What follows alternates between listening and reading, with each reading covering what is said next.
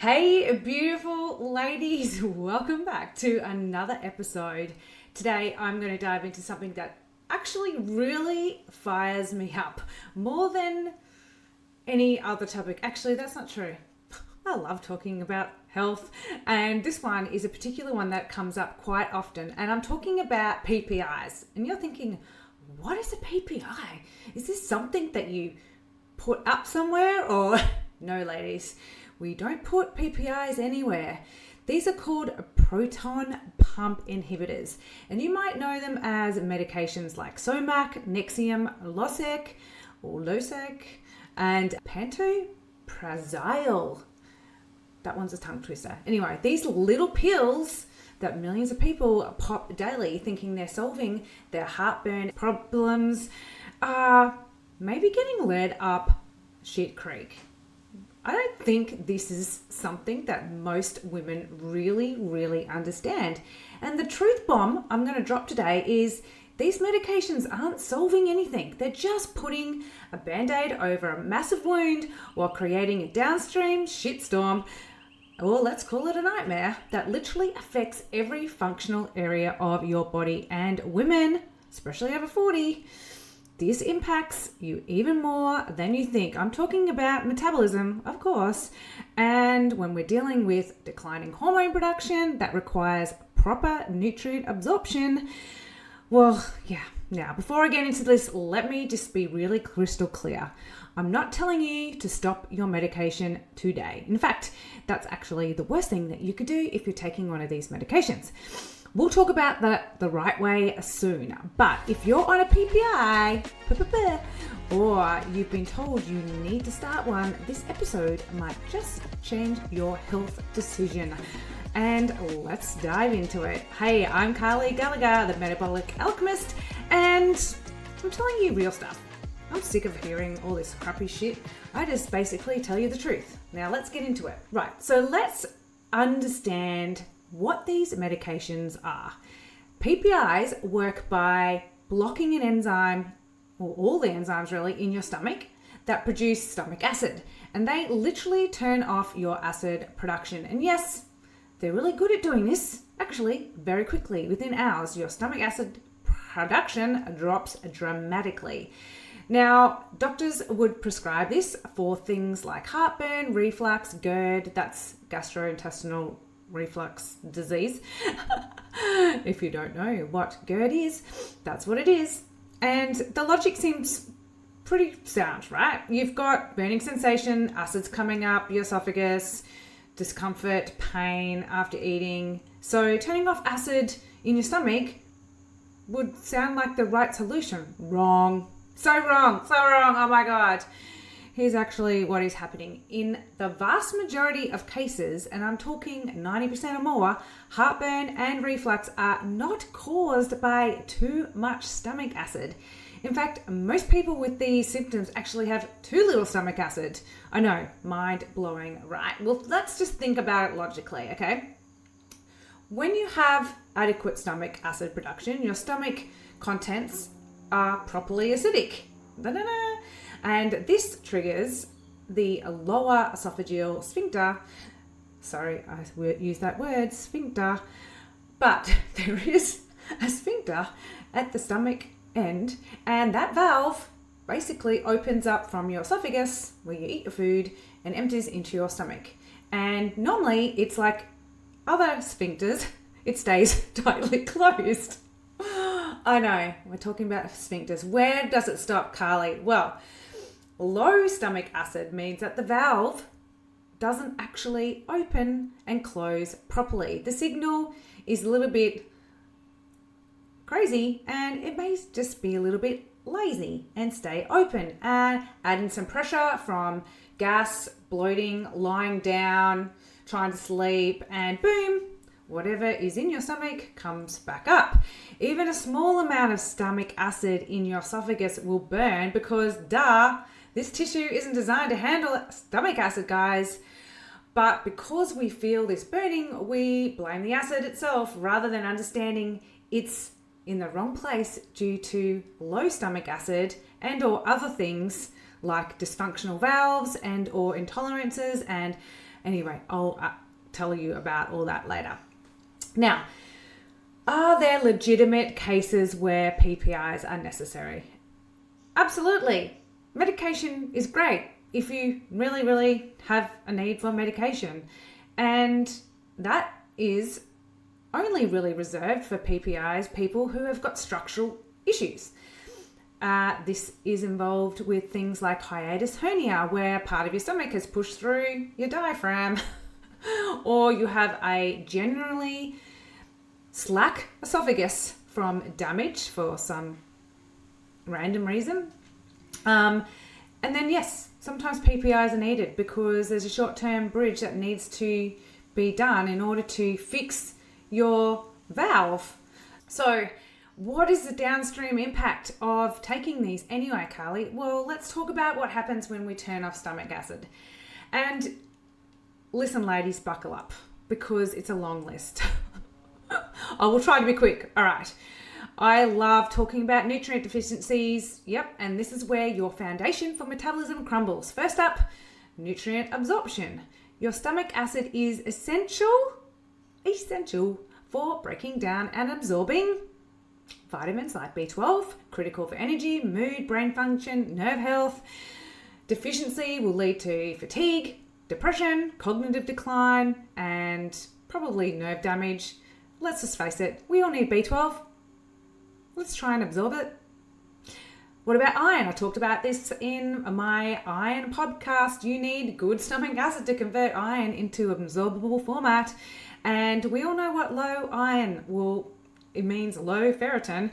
And as I discussed in my other podcast, if you don't have iron, hello, lights, everything gets shut down. You can't lose weight without iron, and you probably can't think without iron, and you probably will die without iron. Let's just face it, you need iron, and therefore you need stomach acid.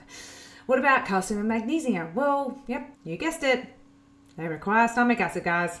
Say goodbye to bone density if you don't have those guys, and long-term PPI use, significantly increases your risk of osteoporosis and fractures. For women over 40, this is kind of a big problem, right? When our bone density is decreasing, we need access to, guess what? Nutrients. What else? Zinc. Well, don't get me started on zinc. Zinc is pretty much important for everything. Not only hormone production, your immune system, wound healing, integrity of skin. Same with vitamin C and all your antioxidants. Your body cannot properly extract those from food without adequate stomach acid. And what about those hormones? I'm talking about estrogen, progesterone, thyroid hormones. That is my wheelhouse, guys. These all require nutrients to create the hormones. They're the building blocks and the cofactors for these hormones. When you turn off your stomach acid, you're literally starving your endocrine system. Sorry, I just choked on some stomach acid. Oh my God, this is going to be a fun one. What about protein? Yes, your stomach acid activates pepsin. This is the enzyme that breaks down protein. And without adequate acid, proteins don't get broken down properly. And this will lead to muscle loss. You can't build muscle without protein absorption. Low stomach acid actually leads to more reflux because these undigested proteins and other foods just sit in your stomach, fermenting, creating gas and pressure. And what does gas and pressure do? It sends acid up your esophagus. Oh my God, you're going around in circles. Not only do you weaken your immune system without adequate protein absorption, but again, without adequate protein digestion, again, the hormones that we require for our metabolism come from amino acids in our protein. It's like this nightmare, isn't it? Talking about nightmares, don't get me started on the bacterial nightmare that could happen. Your stomach acid is pretty much the first line of defense against pathogens. It's supposed to kill off bad bacteria, parasites, and other nasties that you get in your food, right? So when you suppress stomach acid, what is going to protect you against bad bacteria that's coming from your mouth and your food into your body? Well, now that can survive the stomach and move into our small intestine. And there's something called small intestinal bacterial overgrowth. And no, bacteria shouldn't be in the small intestine. But if you do have it in there, guess what? It's a roller coaster ride of methane and hydrogen dominant scenarios. Like, don't get me started on hydrogen dominant. That is literally every time you eat, you're getting loose bowel. Or methane dominant. You're pretty much stuck up there. Nothing is coming out because guess what? You're full of methane. And no, you're not a cow. But let's not tell the environmentalists that you're a methane producing animal, because you'll be taxed for that carbon. Anyway, let me move on. You will become vulnerable to food potential parasites and poisonings, and there's them things called H. pylori. That's an infection. Ironically, H. pylori often causes reflux symptoms in the first place, so maybe you've already got it there, and then now you're creating an environment where it loves to stay in the first place. Let's just check all those boxes. Your gut microbiome will basically become imbalanced. We call that dysbiosis. A healthy gut is essential for everything. I've told you this, guys. Hormone balance, weight management, immune function, mental health. PPIs are systematically destroying your gut health, and that then leads to increased risk. And what are those increased risks, Carly? Increased risk of heart disease, kidney failure, dementia, Alzheimer's, higher rates of pneumonia, C. diff infections, fractured risks. Yes, so I'm not going to continue to fearmonger. This is just peer-reviewed studies that I'm quoting from, but I'm in the business of disease prevention. It's preventative medicine. You're not preventing anything by going on a PPI other than a little bit of stomach acid going up there. Let's fix the problem, guys. What's really causing your heartburn? That heartburn. Oh, let me fix a heartburn. Okay, let me fix your heartburn. So it's not too much acid, guys. What is causing your heartburn and reflux? Let's talk about the root causes. There is a few of them. Food intolerances, food sensitivities. This is huge, guys. Think about it. If you have an intolerance to gluten or dairy or foods and you keep eating them, it's like pouring acid on an open wound. It's not going to really like it, is it? So what happens is this gut lining, which is usually nice and moist, and oh God, all the words are in there. Moist, mucus lining on your gut lining. It's all mucusy and moist. Anyway, you pour some, intolerance on there from a food that you've eaten, it's going to burn and create a rash on the inside of your body, okay? And when you put more of that food in there, then that's going to become pretty irritated. And this triggers reflux symptoms. These foods are causing these issues. The biggest ones: gluten, cow's milk dairy, sugar, processed sugars, refined carbohydrates, alcohol, beer, wine, coffee. Sorry. It can be a trigger for some, guys. I know it is acidic. Spicy foods, that could be a big trigger. High fat processed foods, trans fats. Ooh. Anyway, first, work with somebody who can figure out if it is a food intolerant. If you've got reflux, then start with food, okay? And that is a classic elimination reintroduction. Work with somebody who actually can help you with this.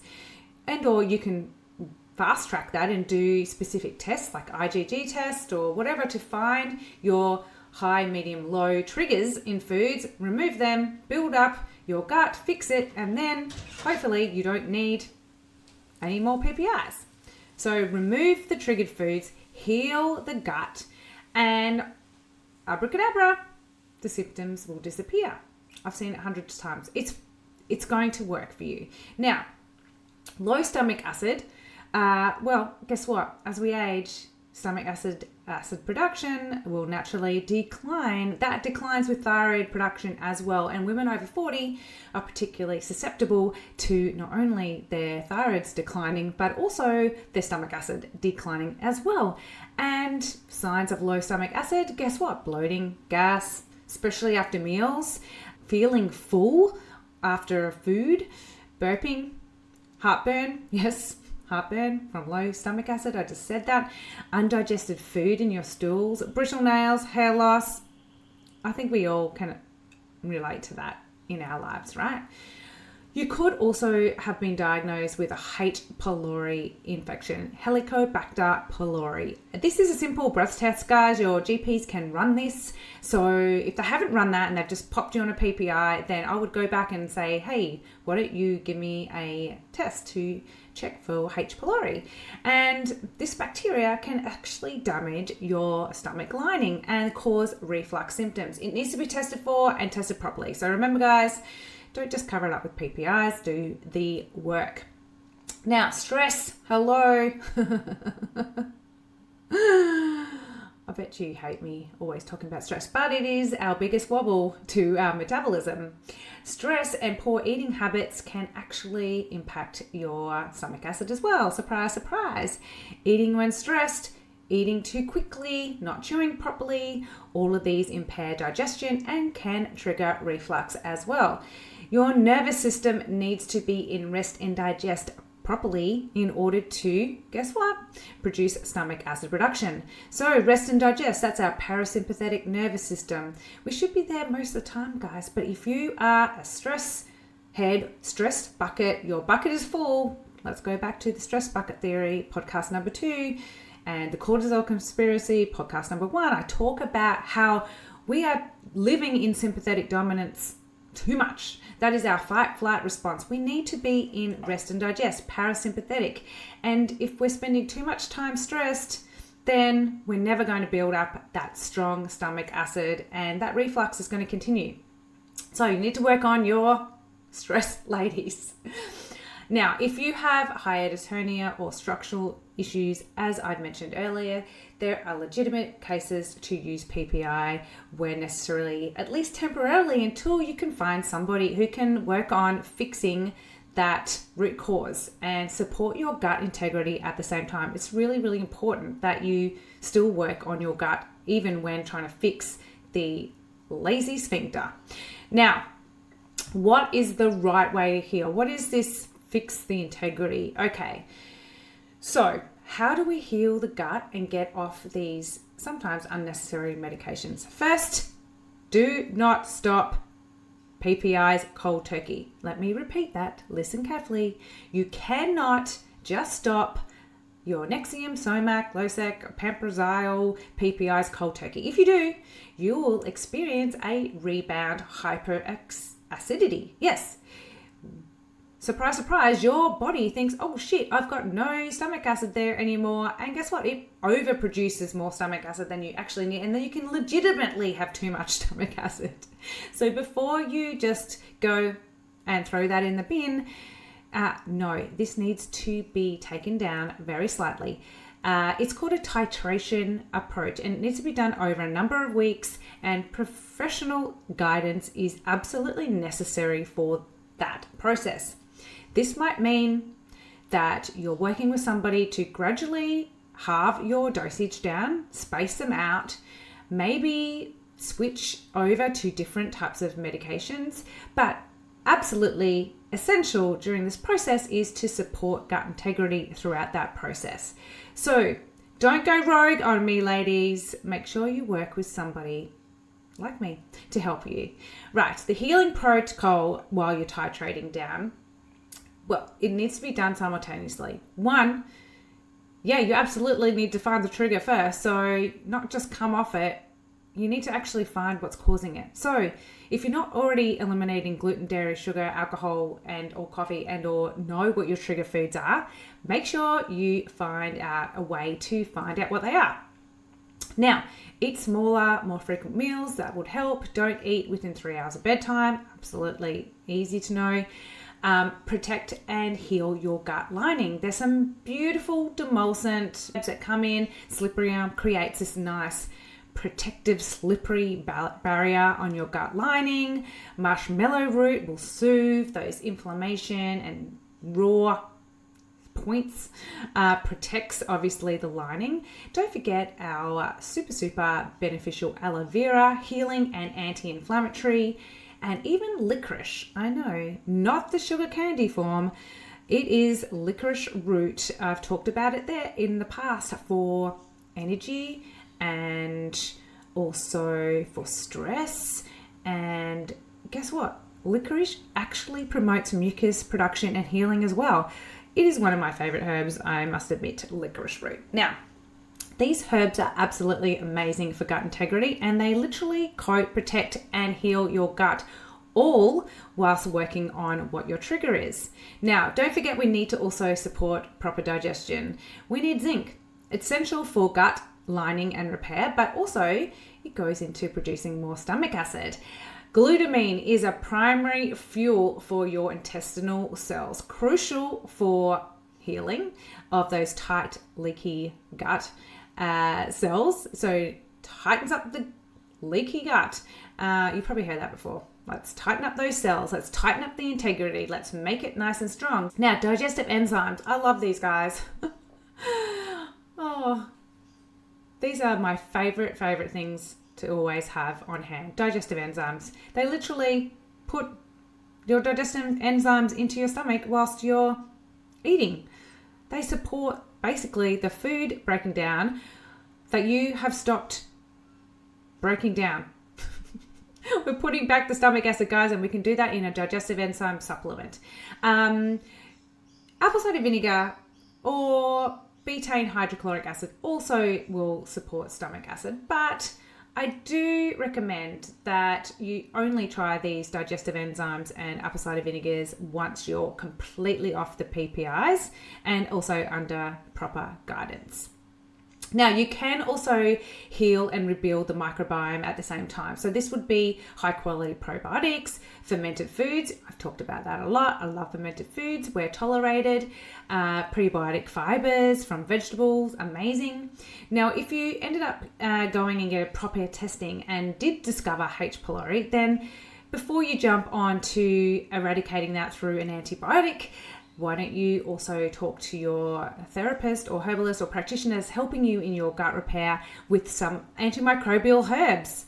They will be helping you, not hindering you in this process. So simultaneously healing the gut at the same time. Don't forget, keep managing that stress during your healing process as well. Don't forget, the gut-brain connection is real. Stress directly impacts stomach acid production, and implement your daily stress management practices. Overlay any of those other stress herbs into that protocol that I talked about in previous podcasts. They will come in handy. Now, here's where it becomes absolutely critical for my audience listening. Yes, women over 40, that's you. Trying to lose weight and balance your hormones. Your hormones require nutrients. Full stop. Progesterone needs the B vitamins, zinc, magnesium. Estrogen, yep, that one's going to decline as well. It requires B vitamins, folate. Your thyroid hormones need all of those too, plus iodine, selenium, zinc. And guess what? Cortisol, that stress response, it requires those also. Surprise, surprise. When you're on PPIs, you're not absorbing these. So even if you're eating well, even if you're taking all your supplements, you're not going to get what you need. And this creates a vicious cycle around and around and around and around and around. And again, it just makes it worse. And so for weight loss specifically, you cannot lose weight efficiently without proper nutrient absorption, and your metabolism requires those hormones to do that properly. And PPIs are stopping that from happening. So here's my bottom line. If you're on a PPI, do not panic, but do start having a different conversation about your gut health. Instead of, how do I turn off my symptoms? Start asking, what is causing my symptoms? What are the root drivers for this? And can I investigate that in order to fix those drivers without having to rely on medication to band-aid it? work with a practitioner who understands gut healing. Usually these are naturopaths or functional health doctors, like an integrated GP. Someone that will basically help you address the root cause while safely transitioning and titrating down off these medications, if appropriate, of course. And remember, your gut is the foundation of your entire health. It's not separate from hormone balance, your weight, your energy, your mood. It's all interconnected. And if we fix the foundation, we will heal the gut, will remove food intolerances, support proper digestion, and guess what? Restore nutrient absorption. Everything that is required will then just fall nicely into place. How amazing! You don't have to be on these medications forever. That's another bonus. There is another way. And as always, if you need support with this is exactly what we address in my metabolic programs. So let's talk. Jump on a discovery call with me if you're not already working with me, and we can fix your foundation first. The gut health, the nutrient status, the foundations before we layer in everything else, because you can't build hormonal happiness on a broken foundation. All right, beautiful ladies, that's it for today. I hope you enjoyed my PPI, my sphincter talk today. If this episode resonated with you, please share it with someone who needs to hear this message. Until next time, keep showing up for yourself, ladies. And that's a wrap. Phew. If something clicked for you today, I've got all the links to my favourite products, supplements, and exactly where to buy them waiting for you in the show notes. No hunting required. Want more personalised support? I totally get it. This journey can be overwhelming when you're doing it all on your own. Whether you're ready to jump into my one-on-one coaching programs or test it out first in my online metabolic flash course, I've got your back. Just head to the show notes for the links to those pages or my website, inner-alchemy.com.au, and let's turn those frustrating symptoms into your comeback story. Because honestly, the best version of you isn't in your past. She's waiting on the other side of these new rules. Until next time, remember, work smarter, not harder. Thanks for sticking around. I'll see you in the next episode.